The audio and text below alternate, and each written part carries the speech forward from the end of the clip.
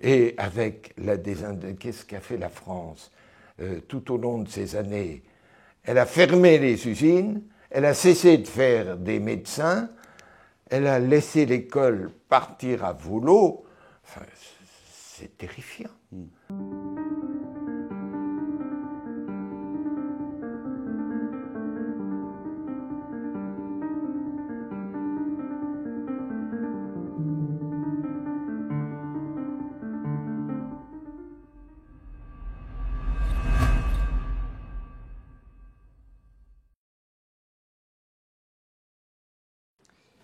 François de Closets, bonjour. Bonjour. Merci beaucoup d'avoir accepté l'invitation de Contribuables Associés.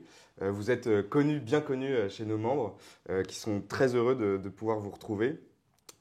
Je voudrais, alors inutile de vous présenter, tout le monde vous connaît surtout chez nos membres. Et je voudrais commencer, avant de parler de votre dernier ouvrage, la parenthèse Boomers, par vous poser une question d'actualité. Que pensez-vous de la nouvelle Assemblée nationale? Eh bien, elle montre que la démocratie, ce n'est pas simple. Nous faisons une démocratie représentative. Qu'est-ce que ça veut dire? Ça veut dire que d'une part, les élus doivent représenter le peuple, mais que d'autre part, ces élus, soit président ou l'Assemblée, doivent faire émerger une volonté majoritaire commune.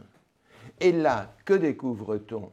Que dès lors que cette Assemblée est représentative, et elle représente assez bien l'état de l'opinion française, elle ne peut plus remplir son rôle, qui est de faire émerger une volonté collective majoritaire pour gouverner le pays. Donc, on a une crise majeure. Alors, jusqu'à présent, on avait une Assemblée dont on disait elle n'est pas représentative. Ce qui était vrai. Regardez comment était représenté, par exemple, le Front National. À l'évidence, il y avait le Front National avait une place dans la société qu'il n'avait pas, cette Assemblée. Donc, l'Assemblée n'était pas représentative, celle-là est représentative. Mais on voit aussi que de cette Assemblée ne peut pas émerger spontanément une majorité, une volonté générale. Donc, il nous faut surmonter cette difficulté que nous avons dans notre société aujourd'hui, des fractures qui font que les différentes tendances qui s'expriment ne peuvent pas spontanément s'unir pour créer une volonté majoritaire qui va diriger le pays. Voilà où nous sommes arrivés. Et pourquoi? Parce que, on en reviendra là, les boomers ont abusé, détourné le principe démocratique à leur profit et qu'on en est arrivé à cette situation où le système de démocratie représentative ne marche plus, ou bien c'est représentatif et le pouvoir n'émerge pas de cette représentation, ou bien le pouvoir émerge, mais ce n'est plus représentatif. Merci. Alors, allons droit au sujet. Donc, vous avez récemment sorti La parenthèse Boomer aux éditions Fayard pour réconcilier les générations. Je le précise, c'est bien inscrit dans le bandeau. Commençons par définir les mots. Boomers n'est pas un mot français, mais est-ce que vous pourriez nous expliquer qui sont ces boomers aujourd'hui en France? C'est une génération, premièrement. Alors, cette notion de génération est très importante dans mon travail. Jusqu'à présent, quand j'analysais la France, c'était à partir des partis, à partir des courants philosophiques, des religions, des syndicats, etc. Et là, je me suis dit non. Ce qui est en cause, là, c'est les générations. Alors maintenant, sur ce mot de génération, il faut s'entendre. Ce n'est pas une génération au sens du calendrier, au sens telle année, telle année. Non, je pense que la génération est historique. C'est un ensemble flou qui rassemble des gens qui ne sont pas tous nés exactement à la même époque, mais des gens qui ont traversé les mêmes événements, qui ont la même mémoire, qui ont les mêmes repères, les mêmes valeurs. Et c'est cet ensemble que j'appelle une génération. Alors, de ce point de vue, il s'est fait effectivement une rupture en 1945, qui est une rupture, en fait ça avait commencé un peu avant, une rupture que l'on voit sur le plan démographique, c'est-à-dire qu'on passe de générations très peu nombreuses à des générations de plus de 800 000 qui sont très importantes. Et donc on a dit c'est le boom. Ben oui, la paix est revenue, naissent les enfants qui ne sont pas nés pendant la guerre, hein, c'est partout pareil. Mais là, ça va durer pendant un temps beaucoup plus long. Et donc la France va être le pays de la fécondité démographique dans une Europe qui voit baisser sans cesse les niveaux de fécondité. Donc on a parlé du boom démographique, et il se trouve que cette génération qui est née, disons, entre 45 et 65, 60, cette génération va ensuite, très naturellement, gouverner la France. Et, de mon point de vue, va sombrer et va faire que cette France va être très mal gouvernée. Et en plus, qu'elle va gouverner la France dans une période extraordinaire de son histoire, disons entre 1970 et 2020. C'est une période inouïe dans l'histoire de France. Pour la première fois, en 2000 ans, il va y avoir là 50 ans pendant lesquels la France n'aura pas de guerre, n'aura pas de grande épidémie, n'aura pas de famine, n'aura pas de crise économique majeure. L'histoire tragique, l'histoire qui nous fait aller d'une catastrophe à une autre. La paix, c'est l'entre-deux-guerres, la santé, c'est l'attente de la prochaine maladie. Et là, tout à coup, non. Voilà que pendant 50 ans, l'histoire s'est mise en hibernation. Hein, et il ne se passe rien sur le plan de catastrophique. C'est incroyable. Et alors j'ai appelé ça la parenthèse. Pourquoi ? Parce que, voyez-vous, la parenthèse a ceci de très particulier, qu'elle n'existe que lorsqu'elle se referme. Quand vous êtes dedans, vous ne voyez pas que vous êtes dans une parenthèse. Tout d'un coup, hop, ça se referme. Ah ben tiens, là, on était dans une parenthèse. Et effectivement, cette parenthèse si singulière dans l'histoire de France, nous l'avons découverte en 2020, lorsqu'est arrivée l'épidémie de Covid. Et puis après, en 2022, lorsque la guerre a commencé en Ukraine. Et là, maintenant, nous sommes revenus dans l'histoire. La parenthèse s'est refermée. La parenthèse est refermée, l'histoire a repris ses droits, et nous savons que devant nous, nous avons des catastrophes sur le plan écologique, sur le plan financier, des catastrophes qui vont arriver. Et qui sont malheureusement dans la condition humaine. C'est vraiment ce qui s'est passé pendant la parenthèse boomer qui est incroyable. Il y a un chapitre qui nous a particulièrement intéressés, c'est le chapitre 6 qui s'appelle « La vie à crédit ». Effectivement, c'est un des combats de contribuables associés. On estime à plus de 43 000 € aujourd'hui la dette par personne en France. C'est-à-dire que tout nouveau-né a déjà 43 000 € sur sa tête à rembourser. C'est un grave problème, une explosion de la dette en France. Et vous expliquez que les boomers sont à l'origine, ou en tout cas ont laissé filer cet endettement. Est-ce que vous pouvez nous en dire plus sur cette situation? Il faut voir d'où on part. Je prends la France de 1970, France qui sort du gaullisme. Regardez-la. C'est le pays le plus dynamique au monde. C'est un pays, une nation prestigieuse. La France a les finances les plus solides au monde. Elle n'a pas un sou de dette. Elle a un dynamisme industriel qui la met au meilleur niveau. Je ne parle pas en comparaison de l'Inde, du Brésil. Non, je parle de ses voisins, les voisins européens. la France se retrouve avec les pays du Nord, les pays scandinaves les plus dynamiques, et pas avec les pays qui sont encore très loin de ce niveau de développement, ce qu'on appelle les pays méditerranéens, les pays du Club Med. C'est ça la France. Et à l'époque, il y avait eu une grande enquête américaine du Hudson Institute pour connaître l'avenir des différents pays.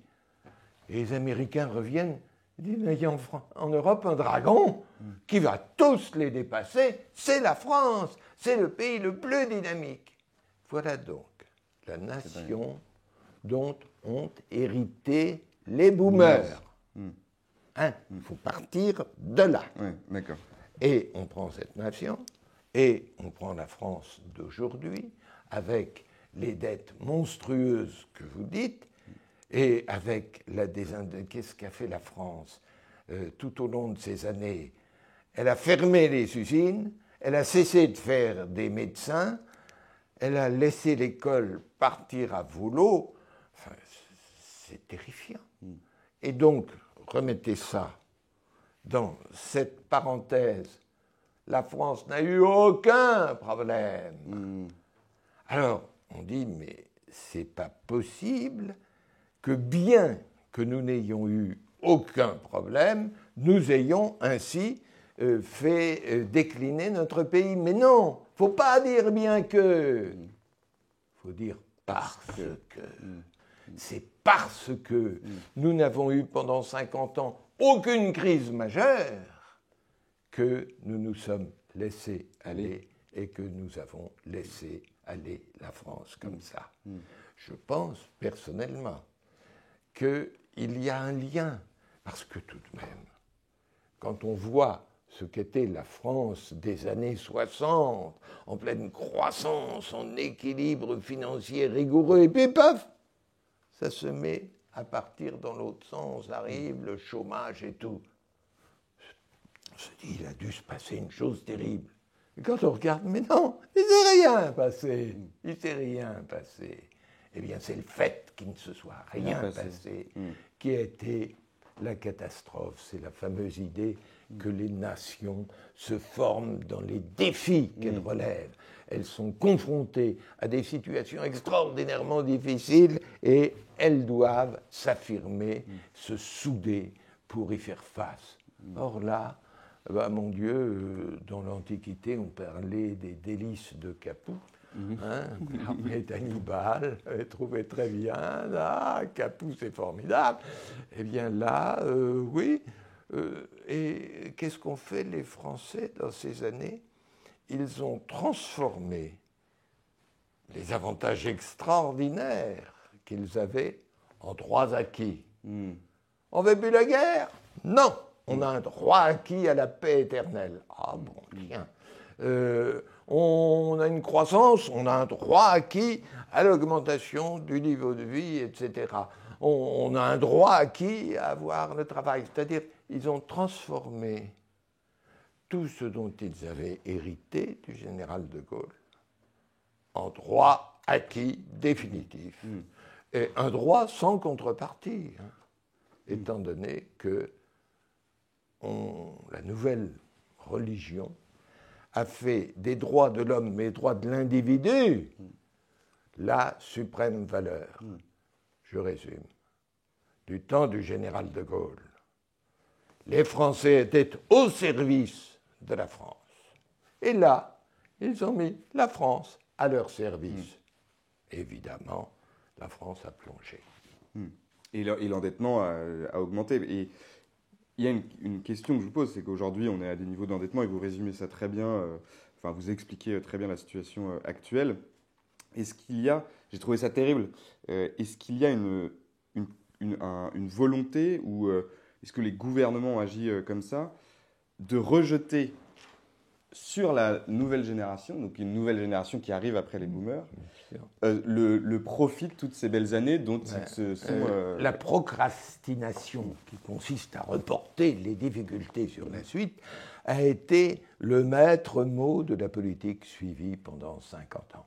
Tout ce qui était désagréable, tout ce qui était difficile, on le repart. Au lendemain, quoi. Et en même temps, voyez-vous, ce qu'il y a d'extraordinaire, c'est qu'on a rejeté la comptabilité. Qu'est-ce que c'est la comptabilité? C'est une modélisation de la réalité qui, effectivement, la réduit, par définition, mais qui a un grand mérite, la comptabilité. C'est qu'elle vous dit ce que vous ne pouvez pas faire. La comptabilité, elle n'a qu'une règle. C'est que, pas dans l'instant, mais sur le terme, à long terme, les recettes doivent équilibrer les dépenses. Voilà. Ce qui ne veut pas dire qu'à certains moments, vous ne puissiez pas vous mettre volontairement en déficit, que vous ne puissiez pas investir voilà. Pour tout ça, oui. Mais dans l'ensemble, il faut équilibrer recettes et dépenses. C'est tout. La comptabilité ne vous dit pas ce que vous devez faire. Ce n'est pas une politique, certes. Mais d'un autre côté, elle vous dit ce que vous ne devez pas faire. Ce n'est pas la boussole qui vous dit où vous devez aller, c'est le sondeur de haut fond qui vous dit attention, là, il y a des rochers, vous allez avoir un naufrage. Et la comptabilité a été mise au placard. Regardez un exemple. Il y a des mots comme ça qu'on utilise dans la langue française. Un tel, oh là là, il est ringard, oh, c'est un conservateur, et on a ajouté à ça, il a une vision comptable. Alors là, vous tuez n'importe qui. C'est une vision comptable. Excellent. Et le problème qui est derrière ces questions financières, que l'on veut et que l'on a entrepris de réduire à rien du tout. Non. Qu'est-ce que c'est l'économie? C'est la gestion de la pénurie. Il faut le poser au départ. La condition humaine étant ce qu'elle est, les ressources, les richesses qui sont disponibles, qu'on va se répartir, sont toujours inférieures aux envies, aux désirs, aux besoins. Et c'est très curieux, c'est que j'entendais, je voyais M. Mélenchon présenter son projet. Et grande découverte, c'est qu'il avait découvert qu'il ne fallait pas partir des ressources, il fallait partir des besoins des gens. Et donc, voilà, les besoins, les besoins, les besoins. Bon, alors quand vous accumulez comme ça les désirs, les besoins des uns, des autres, oui, mais les ressources disponibles ne sont pas à la mesure. Et donc, il faut tenir couper dans compte des besoins et voilà, gérer la pénurie. Alors, M. Mélenchon, ce n'est pas le problème.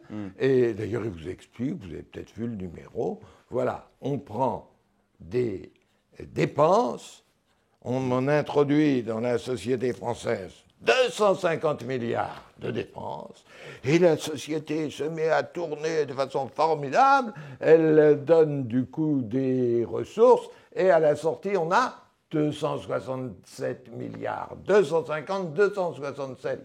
Donc, il faut partir des besoins, voir les dépenses correspondantes, et on gagne même de l'argent. Bon, il se trouve que l'économie, ce n'est pas ça.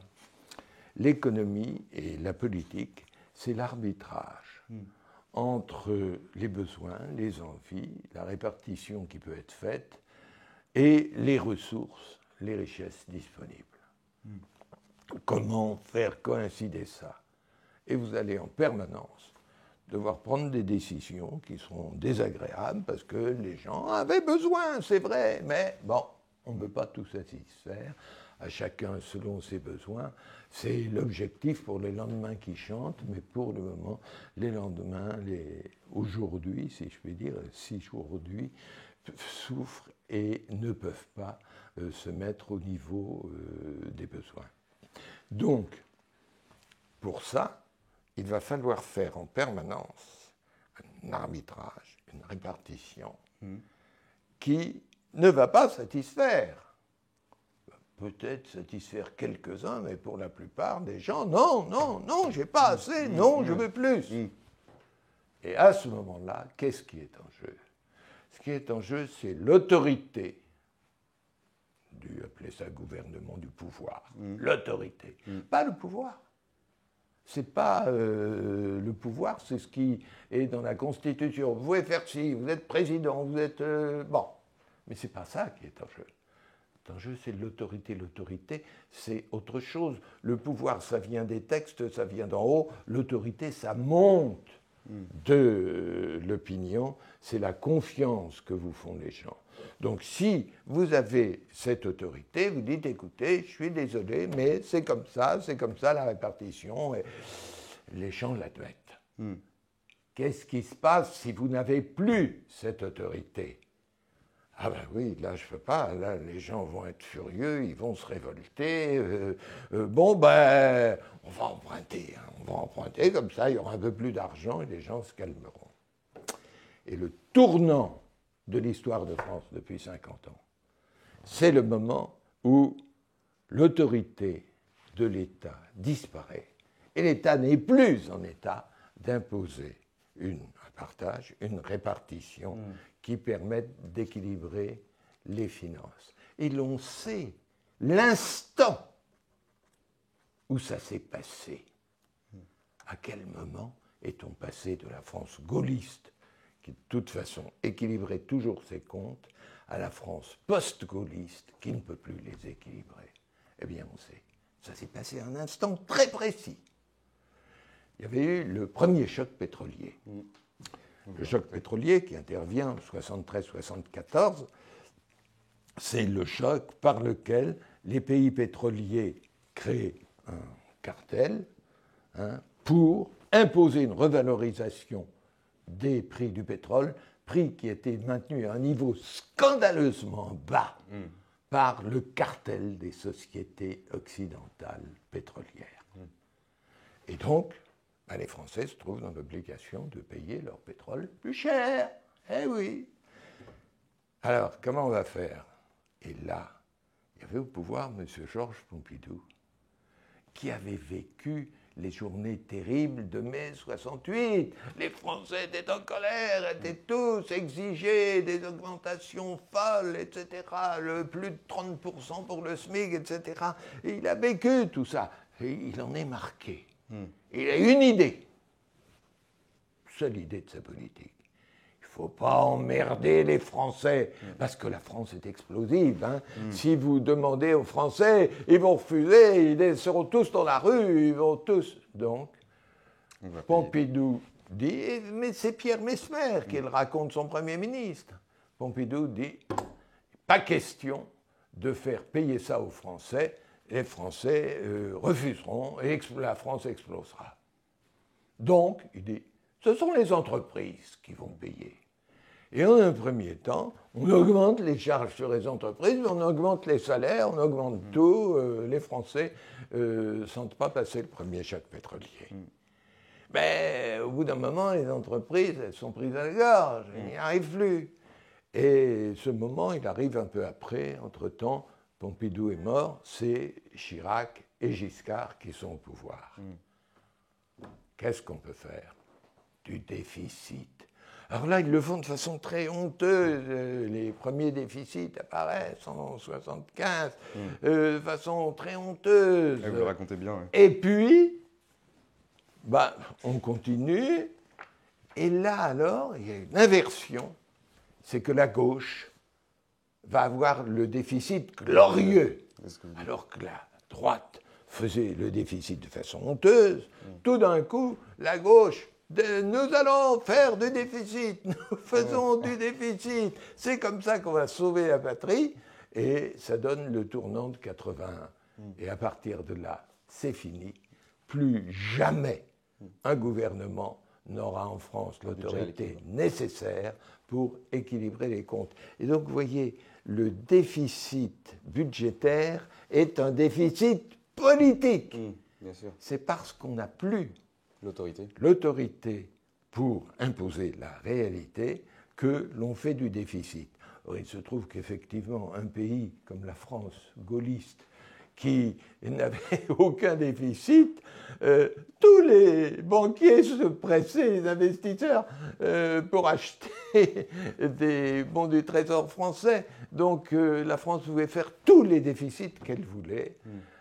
Et alors, ils ont quand même un peu maquillé, vous racontez, c'est avec Laurent Fabius, ça m'a interpellé, comment il essaye de trouver une solution. Tout de même, voilà, ils en sont encore à se dire « Non, c'est pas possible ».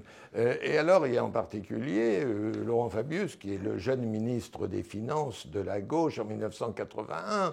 Il a présenté un déficit de 100 milliards de francs. C'est beaucoup, ça la fout mal. Et il demande à ses conseillers « Qu'est-ce que je pourrais faire pour que ce soit… » Alors, les conseillers travaillent la nuit, viennent, voilà, ça y est, on a la solution. Alors, premièrement, on ne donne pas de chiffres, on donne un pourcentage. Pourcentage, c'est abstrait, c'est moins frappant que le chiffre. Bon. Deuxièmement, il ne faut pas que ce pourcentage soit trop élevé. Alors, qu'est-ce que c'est le pourcentage? C'est, vous prenez le déficit, il est là, et on va le comparer à. Alors, évidemment, si vous êtes à votre banque, le pourcentage de votre déficit, c'est votre déficit comparé à vos recettes. Hein? Voilà ce que vous gagnez, voilà ce que vous dépensez. Bon, en fait. Mais c'est là que ça ne va pas. Donc, normalement, le déficit de l'État, il doit être le pourcentage, ça doit être de comparer le déficit de l'État aux recettes de l'État. Oui, mais là, ça donne un gros pourcentage. Alors, l'idée géniale, non, on ne va pas le comparer aux recettes de l'État, comme l'exigeraient les règles de la comptabilité classique, on va le comparer au PIB, PNB. Ah, ouais, ça, cette idée. Alors, c'était à peu près comme si vous compariez le déficit que vous avez sur votre compte avec le chiffre d'affaires de la banque. Alors, vous voyez, là, ça devient tout petit. Là. Et donc, c'est vraiment une escroquerie comptable. Hein. Ouais, bien sûr. Et donc, ils ont proposé ça. Et comme tous les gouvernements en Europe aussi tirent la langue et commencent à être en déficit, c'est une idée géniale. Et c'est comme ça qu'est né le 3%, qui en réalité n'est pas un 3%, mais quand on dit 3%, ils nous embêtent pour 3%, ce sont les comptables vétilleux de Bruxelles. Vision comptable. Évidemment, parce qu'en réalité, c'est pas 3%, c'est 10, c'est 15, 20%. Mais les Français ne le savent pas. Donc ils sont entretenus dans l'idée que un tout petit déficit, je sais pas. Qu'est-ce qui nous embête à Bruxelles avec non, c'est un petit déficit, 3%, 4%, s'en fiche. En réalité, c'est des déficits énormes, gigantesques, qui sont cachés comme ça. Il y a eu quand même, dans cette parenthèse, des moments où on aurait pu rembourser. Il y a une anecdote que vous racontez, que Dominique Strauss-Kahn, a tenté de rembourser. Voilà. Alors ça, c'est intéressant. Ça, c'est vraiment un très passage important. À la fin du millénaire, en années 99-2000, il y a une conjoncture extraordinaire. Et d'ailleurs, Chirac s'est pris les pieds dans le tapis de façon absurde. Il a promis tout et n'importe quoi pour se faire élire. Arrivé là, il s'aperçoit, non, donc Juppé doit dire non, maintenant il faut serrer les cordons, donc ça va très mal. En 97, à ce jeu, il a perdu toute sa popularité, mais en même temps, la droite semble très bon. Alors, il dissout, on va se donner une chambre, et paf, c'est la gauche qui l'emporte. Et la gauche des 35 heures, etc. Mais tout de même, il y a une dynamique qui est portée par les start-up, le numérique, etc. Partout dans le monde, on croit à 3, à 4%. Et la France qui à l'époque est donc gouvernée en cohabitation par les socialistes, la France c'est du 4% de croissance, c'est incroyable. Alors évidemment, le résultat c'est que tous les impôts, toute la fiscalité qui est liée à la production, à des rapports extraordinairement intéressants, des plus-values fiscales formidables. Et le ministre des Finances, qui est Dominique Strauss-Kahn, et quelqu'un de responsable. Là, il se dit il faut se servir de ces plus-values pour rembourser nos dettes. Mais c'est bien une chose, c'est que les militants socialistes, ils n'ont rien à faire des dettes. Non, il faut le dépenser. Bon. Donc, il met ça hors budget, que ce ne soit pas trop. Le cash, pas qu'on Oui, c'est ça, il le met hors budget. Et Chirac, qui est donc le président croupion, là, président de cohabitation, tout d'un coup, Chirac voit ça. Oh, mais il y a un coup formidable à faire. Et après la revue du 14 juillet, il dit aux Français, mais il y a une chose, vous savez qu'il y a une énorme cagnotte qu'on vous cache, oui, parce qu'il y a des plus-values fiscales, et on ne veut pas les distribuer. Il faut vous les redonner, vous avez droit à ces plus-values fiscales. Alors là, Jospin pourrait dire, honte, honte, monsieur le Président, nous sauvons les finances de la France et vous venez. Non, tu parlais. Jospin dit, bon, c'est formidable, on se les distribue. Et donc là, on voit qu'il y a une connivence totale entre la droite et la gauche pour sacrifier l'avenir au présent, pour avoir des finances à volo, on s'en fiche, c'est nos enfants qui s'en occuperont. On voit que c'est un problème de génération. Vous savez, il n'y a pas Mitterrand et Chirac, il y a la génération Mitrac et c'est tout. C'est la même chose. C'est parce que ça repose fondamentalement sur la même conception de la liberté qui a basculé après l'époque gaulliste. À l'époque, la liberté, c'était la liberté citoyenne, la liberté au service de la collectivité, au service de la nation. Et là, tout d'un coup, eh bien, la liberté, c'est la liberté de l'individu, c'est, pardonnez-moi, la liberté, entre guillemets, rien à foutre. Moi, maintenant, ce que je veux. Et on se met à mettre au sommet les droits de l'homme. Qu'est-ce que c'est, ces droits de l'homme qu'on célèbre? C'est les droits de l'individu, chacun pour soi. Alors que, lorsque la liberté fut inventée dans la Grèce antique, Périclès l'avait bien mise au service de la cité. Vous n'êtes indépendants, vous n'êtes égaux que pour défendre la cité. Et vous savez, citoyen, avec les citoyens athéniens, la première chose qu'ils devaient faire, c'était d'aller acheter ces équipements de plique, la lance, le bouclier, le sabre, et parce que ils pouvaient voter lorsque Athènes était menacée par les cités rivales, ils pouvaient voter, mais une fois qu'il avait voté la guerre, il allait dans les phalanges pour se battre, et il risquait sa vie. C'était ça la liberté. Et là, la liberté dont on a fait la liberté du citoyen le premier de tous les droits de l'homme, c'est la liberté pour chacun de faire ce qu'il veut, quand il veut, et il n'en a rien à faire. Et donc c'est là que nous avons dérivé. Et sur la base de cette liberté, bien sûr qu'on ne peut faire qu'une société qui est en déficit, qui laisse aller ses finances, qui n'a pas l'autorité pour tenir ses finances. Alors, il y a une chose qu'il faut bien comprendre, c'est qu'il ne s'agit pas de toute autre chose qui est le choix entre la droite et la gauche. Oui, c'est vrai.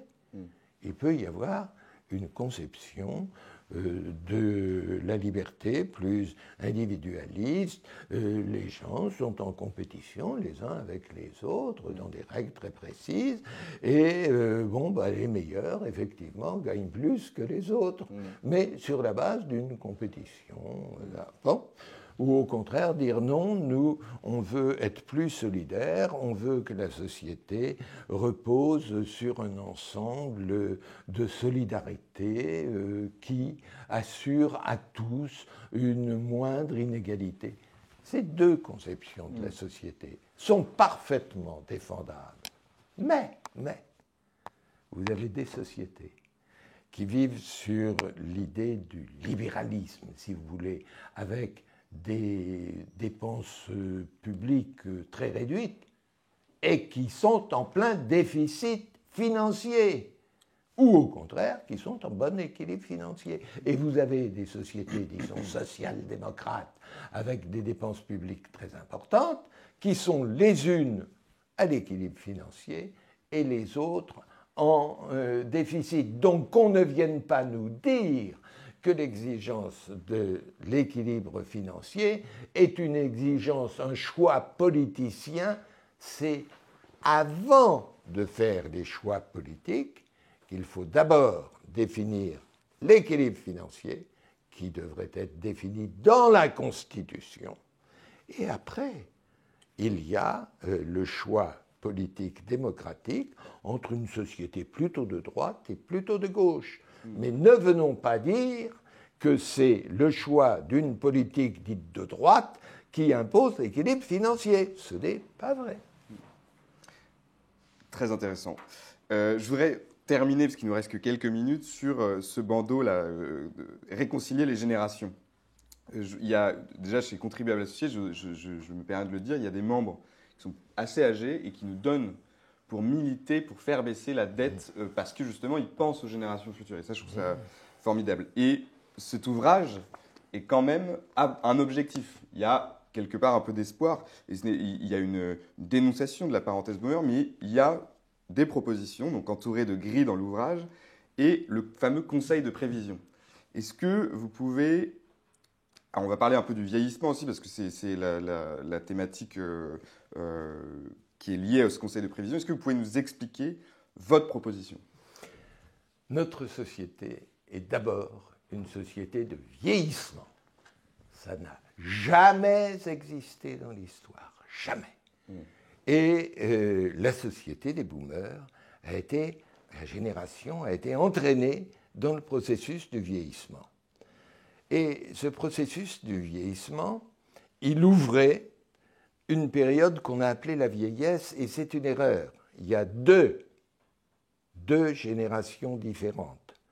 Les seniors, disons de 60 à 75, 80 ans, et puis les vieux de 80 à 100, bien au-delà. Bon, c'est deux générations. Et évidemment, les boomers, ce qu'ils ont vu d'abord, c'est ce qui est arrivé. C'était la génération, là, des seniors.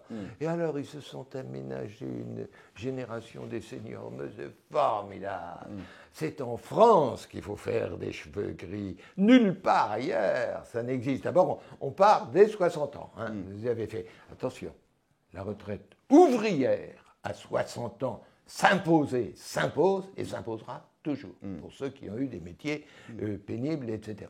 Mais là, on a fait pour tout le monde part à 60 ans. Bon, traditionnellement, les vieux étaient les indigents. Hein, jusque, c'était ces enfants qui ont fait vivre maman. Hein, ma mère, qui avait été une mère de famille nombreuse, eh ben, à sa retraite, heureusement que ses enfants ont pu la faire vivre. Bon, donc on a changé ça, c'est très bien. Et on est arrivé à cette situation où aujourd'hui, quand vous regardez la situation des seniors, ils ont leur retraite, ils ont donc la sécurité, ils n'ont plus... Bon, ils ont leur retraite. En général, ils ont assimilé, mis un peu d'argent de côté. Ils ont surtout, dans les 3/4 des cas, ils sont propriétaires de leur appartement, ils ne payent plus de loyer. Ils ont beaucoup moins de charges, les enfants sont casés, etc. Et donc, dans l'ensemble, ils ont un niveau de vie nettement supérieur à celui des actifs. Et alors, ce qu'il y a d'extraordinaire, c'est qu'on a débattu pendant 1 an de la retraite et qu'on a fait croire aux Français que les seniors vivent avec moins de 1 000 € de retraite. Il y a de très petites retraites scandaleuses et qui ne devraient plus exister. Mais, dans l'ensemble, les seniors ont un niveau de vie supérieur à celui des actifs. La première chose qu'on a cachée. Et une deuxième qu'on a cachée, c'est qu'on a fait croire que les retraites, les pensions de retraite, c'était comme les indemnisations de chômage ou quoi, c'était payé par les riches, hein, c'était des cadeaux pour les riches. Non, non. La retraite, d'abord, c'est pas la retraite, c'est pas le fait de plus travailler, hein, c'est le fait de toucher une pension. Hein, parce que tout le monde peut cesser de travailler, mais ce qu'on veut, c'est toucher la pension. Et d'où vient l'argent de la pension? Il vient des générations suivantes, c'est-à-dire qu'a priori, les générations sont à peu près sur le même niveau. Ce n'est pas le schéma du progrès social dans lequel on prend aux riches pour donner aux pauvres. Là, on prend à qui? Aux générations suivantes. Quand M. Mélenchon dit « je veux revenir, je veux vous donner 2 ans de retraite en plus ». Ah oui, c'est très bien, merci M. Mélenchon, mais nous, ce qui nous intéresse, on aura l'argent. Oui, vous aurez l'argent. Ah oui, et où on le prend l'argent? On le prend aux générations suivantes. Hein, et c'est ça qui est capital. C'est-à-dire qu'en France, comme les pensions sont plus précoces, dès 60 ans, et dans l'ensemble plutôt plus généreuses, celles qu'on paye ailleurs, aujourd'hui, la France paye 14% de son PIB pour les dépenses de vieillesse. C'est près de 4% de plus que la moyenne européenne. Et 4%, ça ferait 100 milliards. Bon, donc c'est peut-être que 50 milliards qu'on calcule, etc. Mais cela veut dire que les actifs, les plus jeunes, supportent des frais considérables pour la vieillesse, aujourd'hui, plus élevés que dans tous les autres pays. Il faut d'abord dire ça. Et que quand vous voulez améliorer la situation des retraités, ça veut dire que vous voulez faire payer encore plus les actifs les plus jeunes. Donc, moi je dis, on ne peut pas continuer comme ça, étant donné que derrière les seniors qu'on voit aujourd'hui s'annoncent pour les prochaines années des vagues de millions, non plus de seniors, mais de vieux de 95 ans qui veulent rester chez eux, qui sont dans un état qui exige qu'il y ait toute une assistance qui vienne s'occuper d'eux. Il ne suffit plus, comme pour les seniors, on leur donne leur pension, puis ils se débrouillent. Hein. Là, non. Il faut s'occuper de toutes ces personnes qui sont handicapées, lourdement impotentes, de 98 ans, qui sont seules. Et comment fait-on? C'est ça le problème qui est posé. Et quand on regarde ce problème, on s'aperçoit d'une chose, c'est qu'en France, on ne sait pas vieillir. On vieillit mal. Et la preuve, c'est que le Français a devant lui 10 ans d'espérance de vie en bonne santé de moins que le Suédois.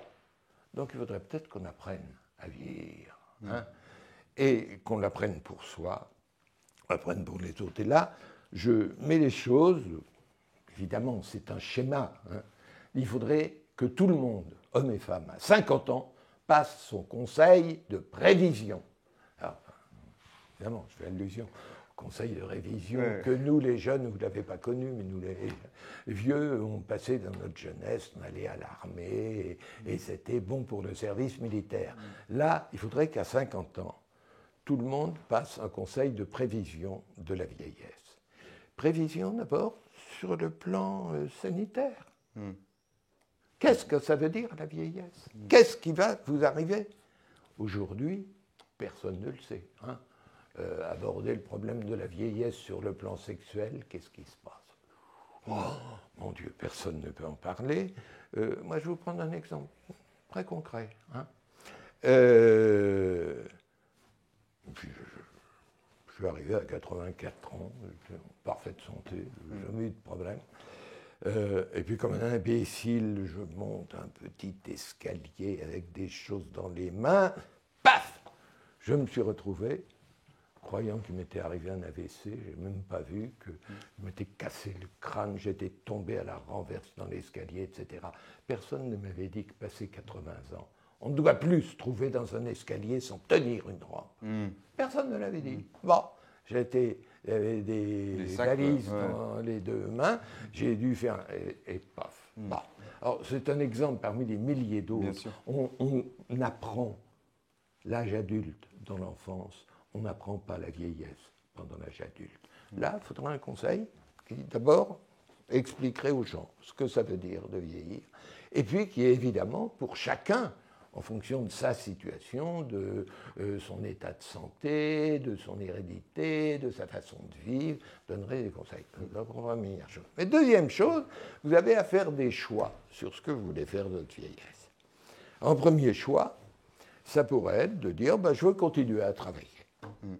Mais oui, mais à quoi travailler comme dans les pays civilisés où on travaille jusqu'à 65, entre 65 et 70 ans. Mais ça ne veut pas dire qu'on fait la même chose à 68 ans et à 38 ans. Ça veut dire qu'il est à inventer le travail au-delà de 60 ans. Il est à inventer. On ne fait pas la même chose, on ne travaille pas dans les mêmes conditions, on a peut-être des possibilités de combiner pension et salaire, etc. Tout est à inventer. Mais donc, vous pouvez dire, moi, ce que je veux, c'est aller jusqu'au bout, qui est de l'ordre de 68 ans, et là, paf, c'est fini, je prends ma retraite et je m'en fais. Première possibilité. Deuxième possibilité, ah ben non, moi, à 60 ans, je ne veux plus faire mon métier, j'en ai assez, je m'arrête. Vous arrêtez. Mais vous êtes encore en parfait état de remplir des activités nombreuses. On ne va pas vous donner une pension pleine et entière pour vous tourner les pouces. Pour avoir une pension pleine et entière, vous allez devoir faire une activité sociale. Mais une activité sociale, d'abord, premièrement, ça ne veut pas dire un travail à temps complet, c'est peut-être quelques 4 heures, 5 heures, 6 heures par mois, j'en sais rien, 10 heures, on verra. Et c'est tous les domaines dans lesquels la société aurait besoin d'un travail, mais d'un travail humain, d'un travail pour aider des malades à récupérer, aider des délinquants à se réinsérer, aider des enfants en difficulté scolaire, et surtout, assister toutes ces personnes très âgées qui désormais veulent rester chez elles, mais qui de ce fait se retrouvent seules, complètement seules. Et la solitude, c'est le trou noir de la vieillesse. C'est celui qui fait que vos facultés intellectuelles vont décliner beaucoup plus rapidement, que votre santé va être, etc. Il ne faut pas laisser les gens âgés seuls. Il ne le faut pas. C'est comme ça qu'ils sont le plus malheureux, le plus malades et qu'ils nous coûtent le plus cher. Donc, on a besoin d'avoir des gens qui aillent vraiment s'occuper, entretenir des rapports. Il faut qu'ils viennent donner des soins, mais il faut aussi avoir des personnes qui soient là pour entretenir les vieux, pour nouer des rapports humains, des rapports réguliers avec eux, etc. Pour signaler si à un moment, oh là, ils ne vont pas bien, il faudrait changer. Et donc, on dit aux gens, ça doit être organisé. Bien sûr, ouais. Organisé, si vous voulez, un peu comme on organise les pompiers volontaires. Il y a des pompiers volontaires qui assistent les pompiers professionnels, mais ils sont entraînés, ils sont disciplinés, ils font ce qu'on leur dit, etc.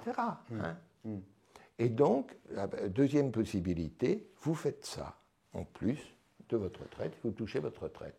Si maintenant vous voulez à 60 ans prendre votre retraite et ne rien faire, vous aurez moins. Alors, est-ce que vous aurez des primes en moins? Est-ce que vous serez en dessous? J'en sais rien. Mais là, vous aurez moins. Okay. Voilà.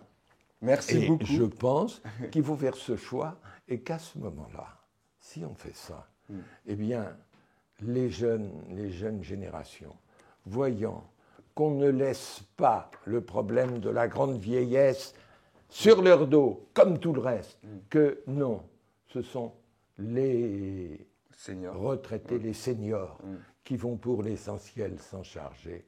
À ce moment-là, vous créez de nouveaux liens entre des générations. Et peut-être qu'on ne verra plus, lors des élections, les jeunes refuser de voter ou voter aux extrêmes. Ils voteront à nouveau pour la France.